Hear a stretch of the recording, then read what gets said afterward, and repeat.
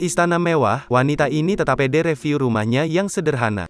Dengan gayanya yang kocak, ia mereview kondisi rumahnya yang sederhana dan ala kadarnya. Meskipun sederhana, rumah itu terasa nyaman lantaran rasa syukur yang dimiliki wanita itu. Wanita viral saat mereview rumahnya yang sederhana dan ala kadarnya. Meski begitu, ia menyanjung rumah itu semewah istana. Padahal pada kenyataannya rumah itu hanya rumah sederhana yang sudah hampir reyot. Ia juga menunjukkan pintu kamar mandi dengan smart lock padahal itu hanya cantelan tali rafia biasa. Bahkan, ia mengatakan jika rumah itu ada sangkar yang terbuat dari emas, padahal itu hanyalah kendang burung biasa. Ia juga menunjukkan ada lembah di bawah pintu, tapi ternyata itu hanyalah pintu yang berlubang biasa. Wanita itu juga menunjukkan dapur bersihnya yang ia sebut bergaya gotik horor dan sering digunakan oleh Chef Juna. Meski sederhana, pembawaan wanita itu mendapat banyak pujian dari para netizen.